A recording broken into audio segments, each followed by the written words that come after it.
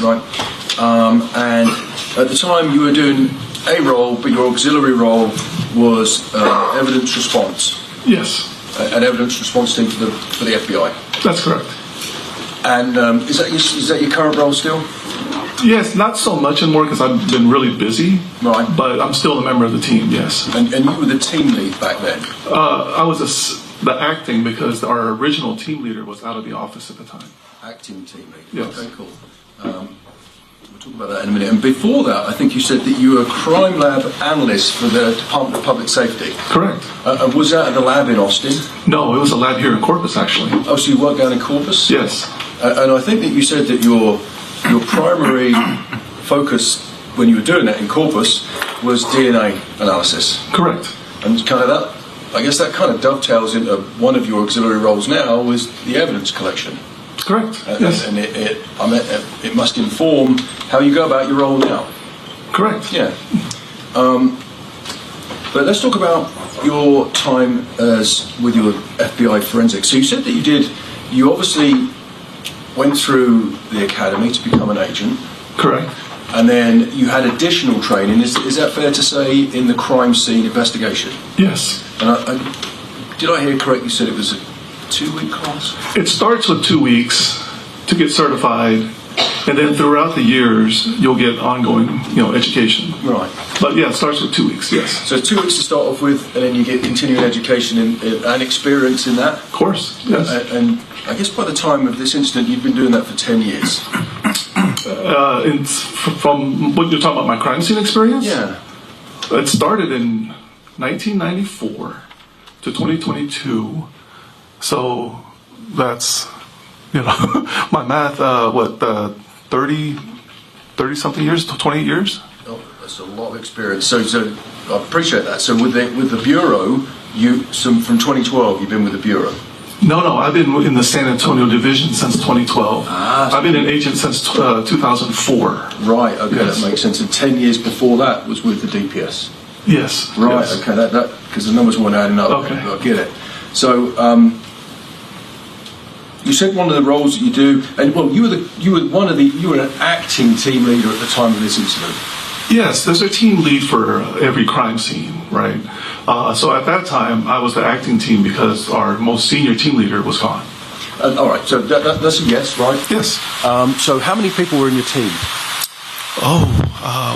Our office is pretty big, right? So we have a team up in Austin, we have a team out in McAllen, Right. and then we have a team in San Antonio. And so I can't even venture to get. I don't even know how many people are on the team. Well, no, maybe that's the way I asked that was different. So how many people were on your team at this time? During the initial response, if I remember correctly, and forgive me, this is 2022, there was probably around 8 to 10. Yeah, an approximate number is okay. I'm not trying to tie you to a specific number. So it's not 200. It's 8 to 10 people are on your team. About that time, yes. Yeah, because we'll talk about it in time. But some of the search techniques you're talking about, doing line searches and stuff, that is, you need a lot of people to do that effectively. Sure, the more people, the better. The more people, the better, because it's detailed and it's intensive work, right? It's detailed, yes. Yeah. So there's 8 to 10 people around, right, in your team. And you were supervising this team as an acting lead because the lead was out for whatever reason, right? Yes. And it doesn't matter what reason they're out for, but they were out. You were in charge for that time period. We had other individuals come in from other offices to shore up the number of people that we had initially. Right. So in the beginning, the first day, it was a little tougher because we only had so many people. Right. But then we had people also come in from the valley, so that's a longer drive.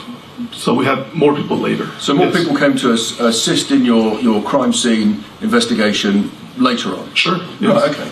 So I'm still trying to talk about your experience and your training right now. So you said that you did, you got some training and experience in crime scene reconstruction. Yes. Is that correct? Now, the jury's not heard any testimony about that. Do you use any scanners, such as a Leica scan, when you recreate crime scenes? No, so you gotta understand, when I first started, it was in 1994, right? So the technology was more basic back then. So a lot of it is just more rudimentary, right? When I was with DPS, that's when I got the bulk of my crime scene reconstruction training. Right. We were doing everything with just 1 or 2 or 3 people in the lab, right? Most of our crime scenes were done with just a few people. Now that I'm with the FBI, everything's more specialized. We have more people, more resources. And so there will be somebody doing certain techniques. Other people would do certain techniques. Back then, when I first got my crime scene reconstruction training, it wouldn't be strange for an analyst to go and do the photograph themselves, then do the evidence collection, then do the lab work, and then write the report, everything from beginning to end. But we don't do that anymore. Okay. I don't do that anymore. No, and I wasn't suggesting you do. I'm just talking about some of the techniques because my next question was based on whether or not you Leica trained. Was a Leica scan used in this case? I don't think so. No, not by us. Not by you.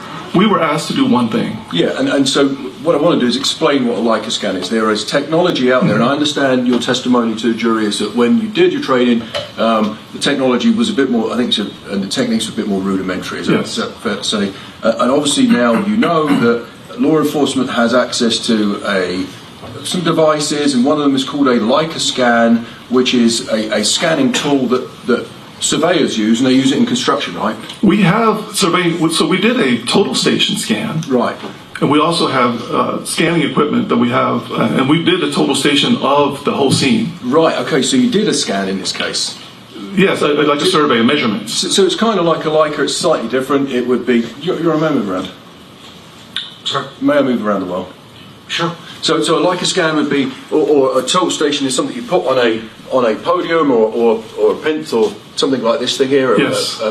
An easel. It's not an easel, but you put it on something and it will scan an area, correct? Yes. And it will identify where things are. Yes. And it will note that. And then you put it into a computer system, and later on it will print something out, and it will be a map showing where all the evidence is. Correct. And so a total scan was done in this case, right? Total station, yes. Total station, which is Similar.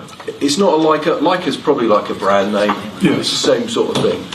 And that is, it creates a document and it shows where things are after you've marked it, right? Yes, that's Yeah. correct. And okay, so you did use that in this case. Yes. All right, good. We'll talk about that in a minute. So one of the things you also spoke about is, I guess when you process a lot of these scenes, is you're looking for evidence of firearms Yes. and ammunition. Yes, correct. And it sounds like in this case, you'd agree with me, your focus was mostly on spent ammunition, That's correct. right? And documenting that. Yes. Right, okay. Because I think you said something along the lines of you can glean, and this is where your previous experience comes in, right? You can glean a lot of evidence from a used cartridge, right? Yes. And sometimes that could be in your other focus previously it would be DNA, Sure. right? Not so much in this case because we know who shot that gun, right? That's correct. Right, because the person who did this was already dead by the time you came and investigated. That's correct. Right, so in this case you weren't investigating a suspect as such. That's correct. You were just documenting the scene and for investigatory purposes. Yes. So in this case it's slightly different to others where you're not worried about contamination as much because you're not worried about DNA being washed off of anything. No, we weren't concerned about DNA. No, and so that will change how you deal with things slightly, right? Yes. Because if you were concerned about DNA, which you weren't, right, hypothetically there'd be more urgency to do this now, right, to collect it immediately or as fast as possible. Well, we weren't under any time constraints, right? We still have to go through our process. Long range shot, medium range shot, close up shot, you mark it, you pick it up, you do another close up shot of it. So we weren't under any time constraints. That's what I mean. So that's what I mean. You weren't under any time constraints because you didn't have the urgency to preserve DNA evidence as such as you would in other cases. DNA is very stable. Depending on the environment, DNA could last a long time, right? Okay. So, but we didn't have that consideration in our mind. Exactly. So you wouldn't, DNA is stable sometimes. It's funny, you'll hear different people testify to different things about DNA and how stable it is. But you wouldn't want to get washed off of an object. No, correct. No. So anyway, so in this case, your role was to come and document the scene. Yes, outside. Outside the school, not inside. And as outside, yeah, because where I'm going with thank you, Jason, with that is because the next day it rained. This happened on the 24th. The next day, well, it rained overnight, I should say. I think it rained that evening. Yeah. Because we were in the middle of doing this, and I remember it raining. So I think it was that evening. We can look at it. I think one of the state's photographs I introduced, you can see this as some inclement weather. So, normally that would inform how urgent you are with recovering stuff. But you were doing outside, right? We were just doing the outside. That's correct. And so the DNA thing, despite the DNA thing, the shell casings can reveal other things. And may I approach the witness? Yes, sir. And I'm going to use states very briefly. I think it's demonstrative 2 again. Bring this over.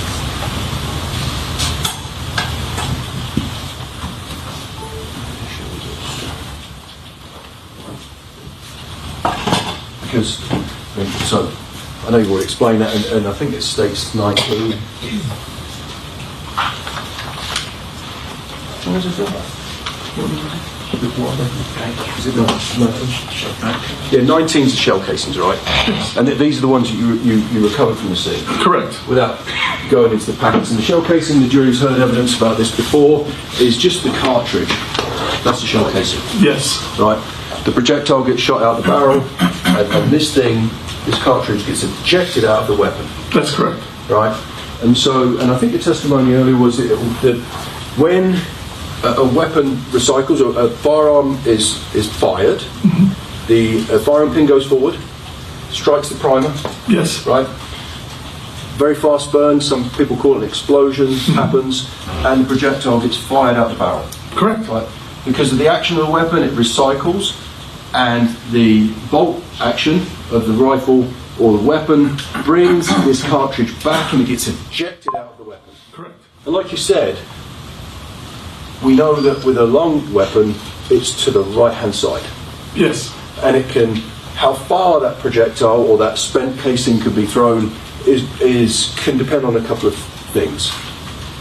Yes, like where it ends up could depend on a lot of different things. Depend on a lot of things. And so, and what I'm saying is, you can find evidence on this casing of tool mark. You're familiar with tool mark analysis, right? Yes. And so one of those things is the markings. Tool mark analysis, you'd agree, is the markings that are left on, in this instance, the casing by the metal inside that weapon. Okay, Right? so Roughly speaking, yes. without getting too deep into the science. Yes. Roughly speaking, because there will be the firing pin will leave an individual characteristic.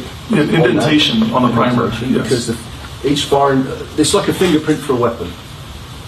Kind of. Not so much with the firing pin, but The totality. Yes, yes. Because the firing pin will some weapons they'll fire and strike in the same place, and also you'll find some markings that are similar on the cartridge from where the round is getting stripped and spent and shot out of the weapon by the ejector claw or pin. You could, yes. And that will, so depending on the configuration of that weapon is one of the factors when how far and where that spent cartridge goes, right? Sure. Right. And so, I appreciate it. Just look at that for a second. I mean, like I said, there's lots of variables that can affect that. And I guess certain batches of ammunition can be different from others, right? And so, Sure. And that can affect how far a spent cartridge goes, right? Yes.